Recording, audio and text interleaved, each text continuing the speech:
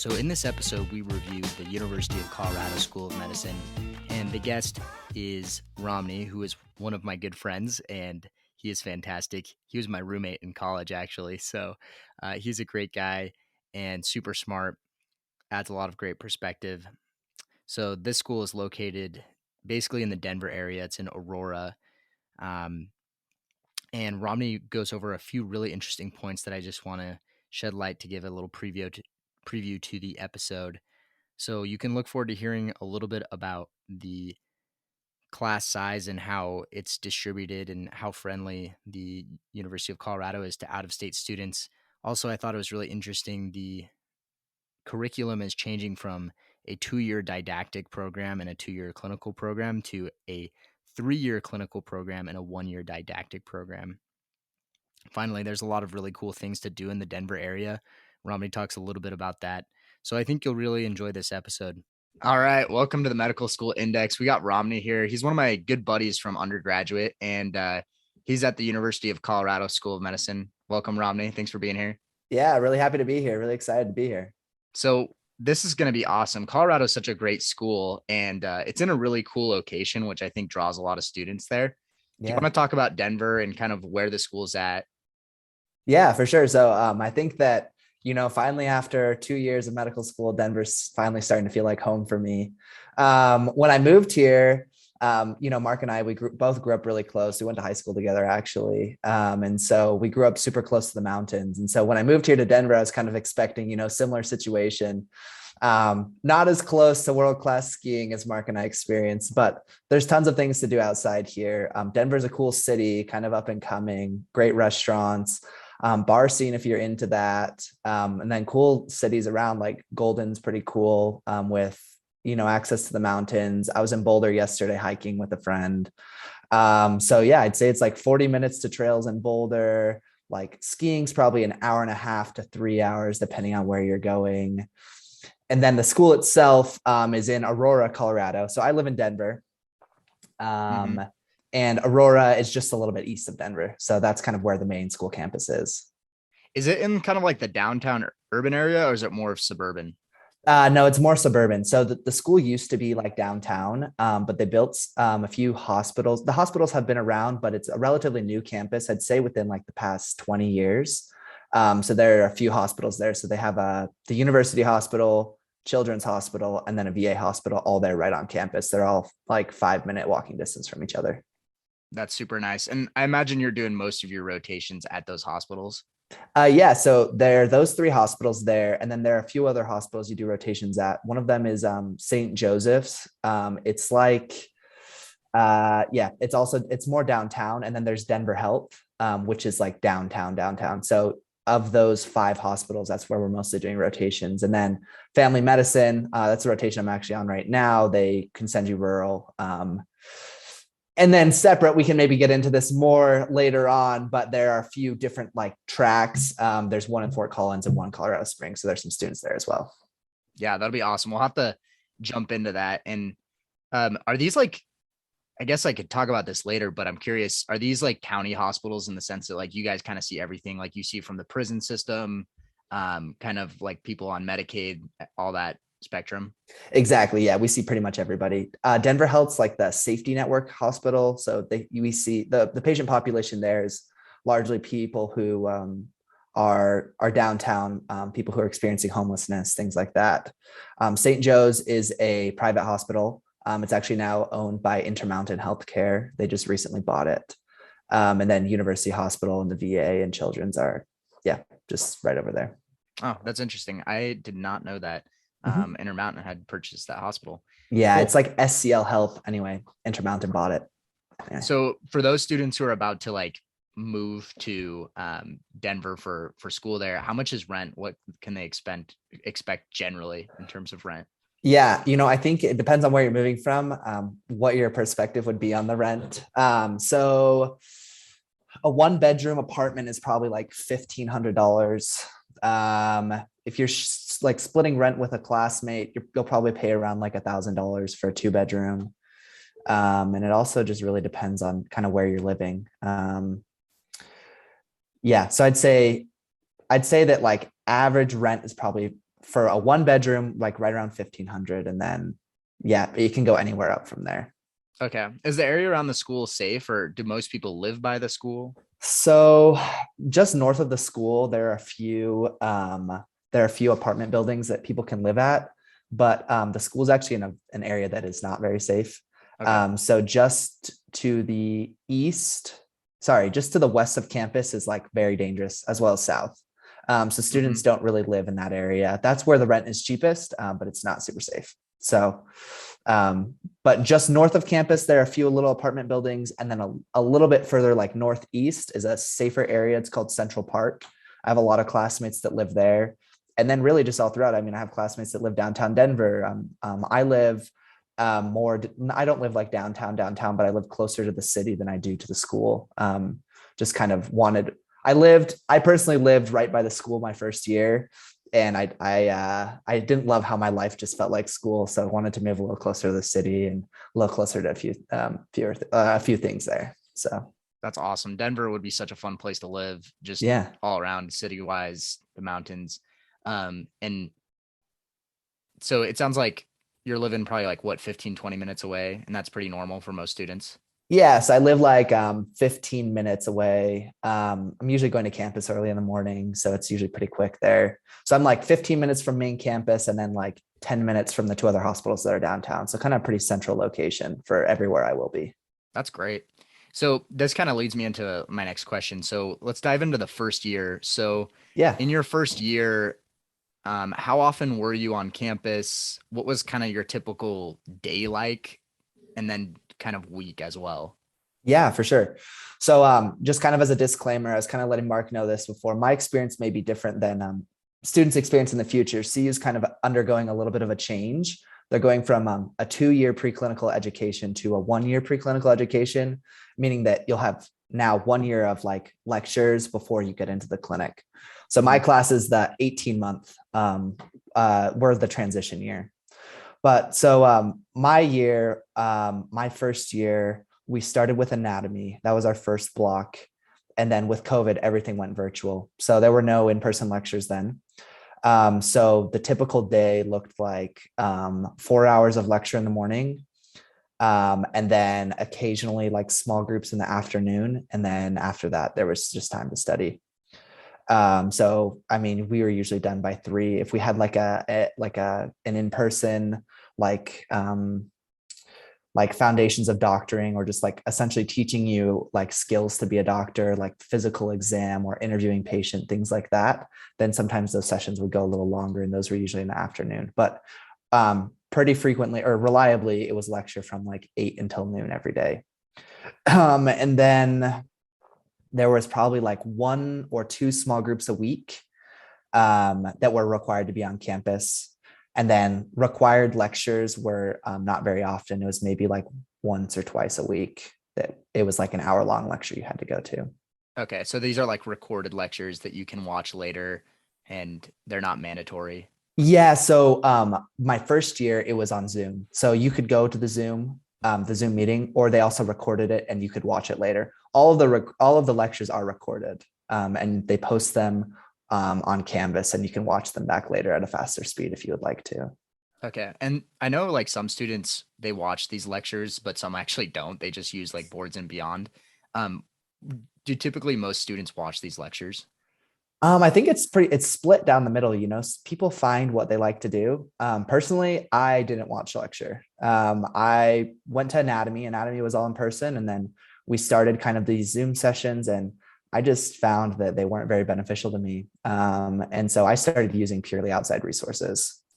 And I would occasionally, skim through lecture, like right before a test if I felt like I was lacking in an area. But I would say that my class was probably split like, I would actually say it was probably like 60-40 in terms of people who watched lecture, and then people who didn't. Okay. Really interesting. So, in terms of anatomy, is this like, I know a lot of medical schools have like 4 students who are doing a dissection of one cadaver. Was that kind of Colorado's? Yeah. So just once again, I started school August 2020. So they kind of switched up a few things. we didn't have open access to our anatomy lab. And they had prosected cadavers. So we didn't actually do any dissection. They had master's students who were getting a master's in anatomy. They dissected the cadavers for us. And then we would just go in and the cadaver was already dissected and we learned from it there. Okay, And I but believe typically, oh, sorry, typically outside of COVID, that's you do dissection. I actually believe that with their new curriculum, the cadavers are still prosected and they've switched it up a little bit. So instead of just having like a whole block of anatomy, they've kind of switched it to like a systems based approach. So you have anatomy each block and you just learn like that section of the body. And I'm pretty sure that it's already dissected for you. Okay, cool. Yeah, some Yeah. people might prefer that, honestly. Um, It and saves a lot of time. I mean, I was a little oh bummed because yeah, I was like, oh dang, I want to dissect, but I mean, in retrospect, it probably did save me a lot of time. totally. And super nice to have just 1 year of didactic year. I mean, I think I would be very excited about Yeah. that Yeah. personally. I kind of wish my school was doing that. Um, so, and then trying to think of anything else on the first year. So do you guys get a summer between first and second year? Yeah. So for me, we started in August and we ended in June, and I got 6 weeks off. For the students now, they started at like maybe middle of July, August, and their classes go through, I think it's June or July. And then they have 6 weeks off and they start clinical rotations in September. Wow, that's super cool. Yeah. And so one last thing on the first year, how many hours a day would you say that you were kind of just like doing med school work, like everything combined on average? Yeah, that's a good question. I think that as the year went on, I started spending maybe a little bit less time. At the beginning, I was probably spending, 8 to 10 hours a day medical school stuff. But you become more efficient. You start to learn, what kind of things you need to study, what things you don't need to study, and you kind of make up your own system. And so yeah, I would say probably like 8 to 10 hours. There obviously were days that weren't as much, or like days leading up to a test that were maybe a little bit more. But Yeah, so that's not too bad. I mean, and were you studying on the weekends much or? yeah, I would usually. So I personally used Anki. Firm believer in Anki. Still using it to this day. I used it in undergrad and even anyway. So then it just was an easy transition for me. But I would do my reviews on the weekend. Most of the tests, I know now for the first. So most of my tests were on Fridays. I occasionally had like a Monday test, but I know now with the students a year under me, the first years now that all their tests are on Fridays. So you will occasionally have weekends where you don't need to study. Um, but I would say I studied probably like 2 weekends a month. That is so nice to have all of your tests on Friday. Yeah. And nice too, like you're just doing basically Anki on the weekends. I mean, that's not too bad. So No, not at all. great. Last thing about kind of the didactic curriculum. So are these classes pass fail? Is there a rank? Are they graded? How does that work? Yeah. So Colorado's pass fail. You have to get 70% in a course to pass it. Uh-huh. Which usually ends up being just an average of 70% or greater on all your tests. So that's really nice. Hmm. In terms of like remediation, if you do fail, they will make you like essentially redo the block or retake the tests. I'm not exactly positive how it is for the year under me. My year's, like I said, a little bit weird, just because it's not like we could hop back in and redo the whole course. But so then in terms of ranking, um, excuse me. Um, I'll just restart here. No problem. In terms of ranking, I'm not exactly positive on the ranking. I'm pretty sure that it's the way that it's weighted is 75% clinical and 25% preclinical.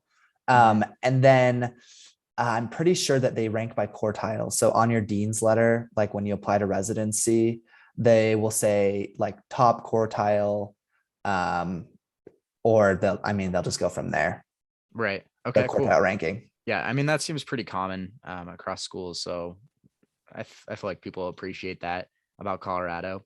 Yeah. Um, and then so I mean, obviously, Romney, you're just kind of getting into the clinical stuff, or you've been doing it for about 4 months now. Yeah, exactly. I started in January.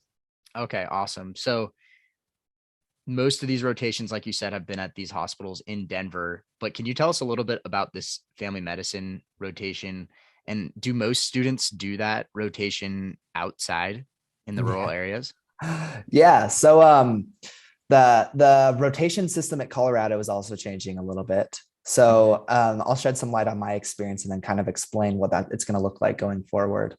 But so I have so far I've been on psychiatry, OB-GYN, and I'm on family medicine, and I'm in a rural area because of the the transition from 2-year preclinical to 1-year preclinical. There was a period of about 4 months, so right now, where there were more students in the clinical spaces than before, just because there Okay. were third years there as well as second years. So Mm-hmm. they've been trying to place us accordingly, trying to keep us in Denver. But they sent out an email for family medicine that essentially said like, um, we don't have enough clinical spaces in Denver. We're going to be sending some of you guys rural.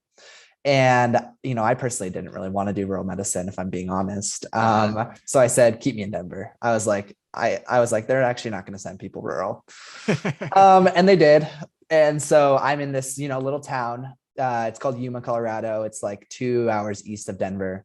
It's actually been a fantastic experience. It's, the town's population of 3,500, but they have their Wow. own little hospital there and clinic. And I'm the only student there. And so I get a lot of learning opportunities and a lot of chances to really grow as a student and grow as a learner. So Yeah, that's been really I cool. bet I bet you've been involved in a lot of stuff out there just as the only student. Yeah, it's been awesome. So that's been really cool. So I guess for me, for my year, I'm doing what's called, traditional rotations. So it's block by blocks. Like I said, I already had psychiatry and OB-GYN, and then I'm on family medicine now, and I'm on internal medicine next. So half of my class is that. Half of my class is what Colorado is starting doing. It's called longitudinal integrated clerkships. Mm-hmm. And that's what they have in Fort Collins and as well as Colorado Springs. And they also have some students here in Denver. So what that looks like is it's like a longitudinal approach. So for the first 3 months, you do what's called immersions. So you have a week or two where you kind of go to each specialty, right? So you'll have like 2 weeks on psychiatry, 2 weeks on surgery, 2 weeks on internal medicine, 2 weeks on pediatrics, right? You'll have 2 weeks on each of those. And then Mm-hmm. after those immersions, it switches over to this longitudinal approach where you could have a morning on family medicine and then an afternoon on surgery. And then the next morning you're on OB-GYN, and then that afternoon, like you're doing pediatrics. And with that schedule, they give you a little bit of what's called white space. So they let you kind of, it lets you kind of figure out maybe what you want to do. And so you can schedule time with other preceptors or in certain specialties, kind of try to figure out what you want to do, or schedule time for volunteering or for research or for things like that. So they have these longitudinal integrated clerkships. They're called LICs. They'll have one at the VA, at Children's, at University Hospital, at Denver Health. They have, like I said, one in Fort Collins and one in Colorado Springs. Okay. And why do people go to these Fort Collins or Colorado Springs for more of like a small town experience, or is it just they need more space for students? Yeah. So previously CU had always had an LIC in Colorado Springs. And Mm-hmm. that was kind of the draw to Colorado Springs, like the LIC model. A lot of my classmates who are doing the Colorado Springs LIC, like, are from Colorado Springs. And they just wanted that approach. They thought that it would benefit them. The Fort Collins one is new. I think that it is for more clinical space, but also, like you're saying, maybe a more, I mean, Fort Collins by no means is rural, but a more like, yeah, just like a different environment, different learning environment. Yeah. And some people might be from there, and so they want to go out there. Yeah. Um, that's really cool about the longitudinal rotation that they have there. So Yeah. how much of this white space are you getting if you're in that track? Yeah, so that's a good question. I mean, I know some of my friends who are in LICs are kind of like, wow, we have a lot of time. They're really doing like 3.5 days of clinic. This is just at one location. I'm not sure about all the other locations. A lot of my friends are all at one LIC location, so they're always telling me about it. But Mm-hmm. it's more of like honestly, it's more of like like 6 a.m. at the earliest to 6 p.m. at the latest for them. And then like they have like essentially an afternoon or two a week, or an afternoon and a morning, where they're able to have this white space and kind of figure out what they're wanting to do. That is so nice because I feel like most students just get like the standard rotations and they don't get to look at specialty rotations. So that's Yeah, really cutting edge. for sure. I mean, and I personally, I personally chose the traditional rotation schedule just because I thought that that would fit my learning style best. Uh-huh. And that's why I ended up choosing that one. But it was a lottery pit, a lottery. It was a lottery. And so I think that that's how it is going to be going forward. Just like for students who maybe are interested in coming to see you, knowing that like you wouldn't be guaranteed a location. They do their best to get everybody their first choice, but it is a lottery in terms of like where you are assigned to go. Okay, very cool. Yeah, and I can see why some people would prefer. I mean, the longitudinal would be tough because you're constantly switching subjects, and Exactly. there would just be a lot. I mean, I imagine they're doing that based on what I read on the website. They're kind of doing like the make it stick model where they're trying to do like spaced repetition type Yeah. learning. Yeah, exactly. And I think that, another one of their things is that like you build longitudinal relationships with attendings and find mentors that end up knowing you maybe a little bit longer than if you were just on a block rotation, things kind of like that. So I think that that's kind of what their approach to it is, and what they're hoping comes out of it. Awesome. And do you feel like the faculty, like it's super easy to find a mentor? How do they get you involved in mentorship other than Yeah. these rotations? So your first 2 years or now year, they assign you somebody who they're like your preceptor for the first year to 2 years, where you go to the hospital every once in a while and learn from them. So it's usually somebody in primary care. My preceptor was a cardiologist. And so I would go, you had to do like 32 hours a semester where you went to the hospital with them. And essentially it was just like trying to improve your interviewing skills, your physical exam skills, and have a mentor there. In addition to that, CU also requires this project. It's called a mentored scholarly activity. So in your first year, they help you find a mentor who can help you with a research project that you will then work on throughout your time in medical school and present your fourth year. The system definitely is not perfect. My project has fallen through multiple times and had to try to find new mentors and stuff like that, which has been a bummer. But I mean, I have classmates who it's been very successful for them in finding things and in finding a mentor and things like that. That's really interesting. So everybody basically gets assigned a research project. Exactly. Yep. It's a requirement to graduate here at CU. Very cool. So there's a huge focus on research. I mean, I was reading there's 529 active clinical trials. So I imagine a lot of this research is not just like wet lab research, like you're in the clinic. Exactly. Yeah. I mean, I've only participated in clinical research so far. I haven't done any wet lab research, but there definitely are wet labs. There, I mean, huge research buildings where people are doing, wet lab research. So Right. So, I mean, we talked a little bit before we jumped on the call about kind of your extracurricular involvement. I mean, I feel like most medical schools have just so many opportunities to volunteer. And that seems pretty across the board, but do you want to just talk about like your experience, what you've been involved in, and what you've really loved about CU and how they've helped you with that? yeah. So I've kind of slacked in the volunteering aspect. Something I definitely need to do and improve on. But I know that they have a few free clinics that students go and they volunteer at. And it's called the Dawn Clinic. Anyway, so Mhm. students will go there and kind of learn and volunteer and things like that. In terms of research, I just mentioned that mentored scholarly activity, but it hasn't been too hard for me to get involved in research projects. I mean, it's been just a lot of emailing. My first year, kind of during COVID, they wanted to make sure like all the students were doing okay, so they put us into like medical school families. So there was like two fourth year students, a third year, two second years, and then me. And we would meet like once a month and just kind of talk and hang out. But anyway, one of those students in my medical school family kind of got me set up with a research coordinator, and I was able to, get on a research project there, and then kind of build a few relationships there and get on another project. But I mean, it really, people are willing to help you out. People are willing to, get you onto research. It might take a few more emails than you're expecting, but usually you can find people who are doing research and who are in need of help on research. And people are usually pretty kind in helping you do that. That's awesome. I feel like there's probably a lot of support in that regard. Um, Finally, some miscellaneous questions. So, um, do they how do they help you prepare for residency other than just what we've talked about already? Yeah, that's a good question that I'm not super positive on, to be honest with you. Haven't really had to dive into that world quite yet. I know like there's a dean's letter that's standard for every school.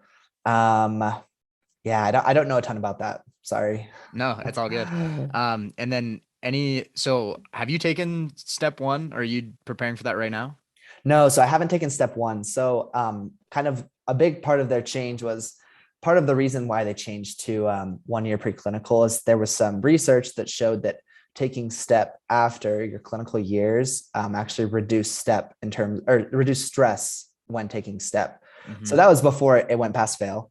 But so I don't take step until after my clinical years. So I have rotations until November. I have Hmm. like 2 months of back to science classes, stuff like that. And then I have 3 weeks of Christmas break and 6 weeks of dedicated studying period for step one. And then they said that we would have a little bit of time later on in the year to study for step two. Not positive exactly when I'll take step two. We just have to have taken step one and passed it before we can take step two. That's what they've asked of us. Okay, really interesting. That's actually pretty nice that you can have more time to prepare for that. Yeah. And I think that's pretty unique to CU, from what Mhm. I've heard from different students. So Yeah. Yeah. There are a few other schools doing it. I know that the University of Michigan does it. I'm pretty sure Yale does it, is doing it this way with the 1 year preclinical. So with the 1 year preclinical, you'll do your year of whatever preclinical stuff, year of clinical, and then you'll take step after your clinical years as well. really interesting. I'm betting it probably goes more towards that way. Um, but finally, just some last questions Yeah. that are kind of random. Okay. Does your school provide you with any technology like ultrasound to take home, a iPad, a laptop? Yeah, so they didn't provide us a laptop or an iPad or like a butterfly ultrasound. I have a few friends at different schools who they provided that. There are like butterfly ultrasounds that you can like check out and use Hmm. if you would like to that are very readily available. You don't own it, but like anyway, they're really easy to check out. Very cool. Yeah, I feel like a lot of schools are doing that, and it's fun. Yeah. My brother's been practicing on me, so Yeah. Yeah. and I imagine there's free mental health counseling there at CU. There is, yeah. So I was actually just like double checking to make sure that I knew those resources. They send out like a weekly letter from the Office of Student Life. Those are like the deans, and they have like bolded and at the very top of the letter like student mental health, and they give you the number and the email, and they say make sure to leave a message if they don't answer, and they say they'll get back to you as soon as they can. So there are mental health resources at CU. Great. And are there intramurals? And if so, have you been involved in those? Yeah, so there I don't think that they're intramurals that the school runs, but I have classmates who they all just joined like a local men's league and we're playing soccer, some indoor soccer. And so I personally didn't play, but I went and supported and like went and watched and hung out with my friends that were there. So at CU, I've never personally had time for this, but on my interview day, there's like this big grassy area in between some of the education buildings, and there's like always students playing like spike ball or volleyball there because at the medical campus, it's not just the medical school. There's also like the physical. It's also like physical therapy school, dental school, nursing school, PA school, uh, school pharmacy. So like a bunch of other schools there, and so a lot of students from different schools playing games there. And so they have like spike ball tournaments every once in a while, or like volleyball tournaments there on that grass just at lunch. And so that's pretty fun.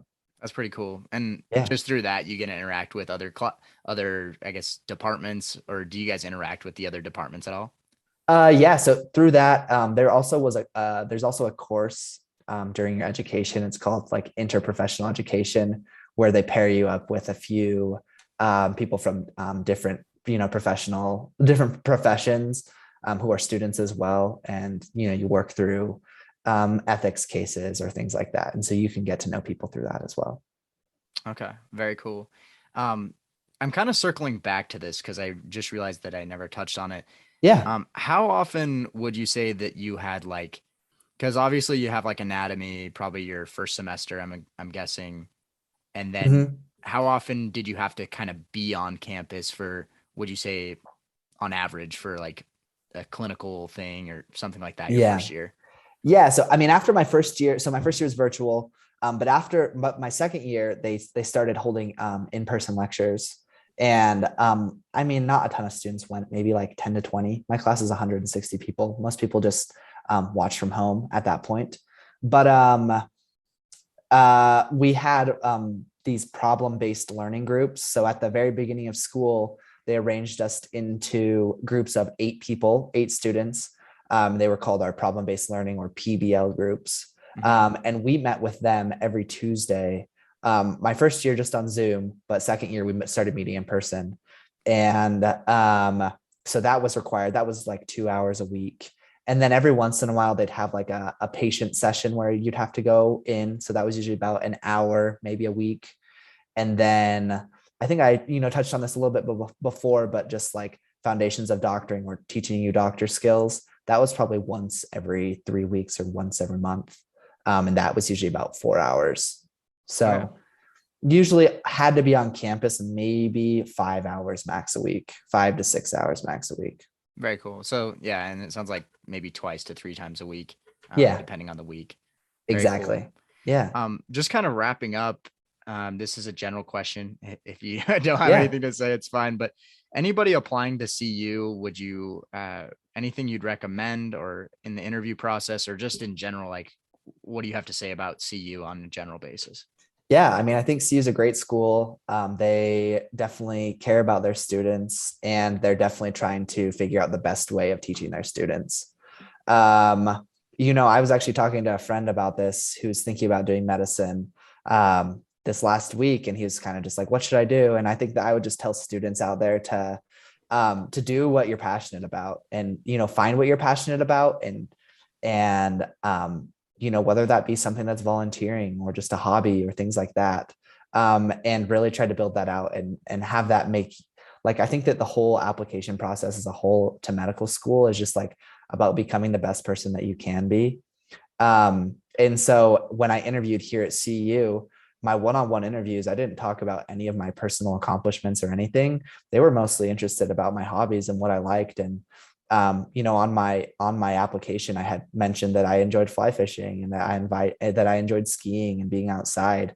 And my interviewer was like, "Sounds like Colorado has all those things." I think the interviewer was trying to sell Colorado to me and was like, "It looks like Colorado would be a great place for you." And yeah, I think that just things like that, things that make you look more human, are eventually what you're going to talk about in your interviews. So don't stress so much about the how many hours do I have or things like that, but really just becoming the best person you can be and doing what you're passionate about.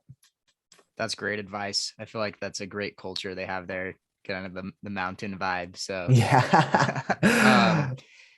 there was one last thing I wanted to ask you before we finished. Yeah.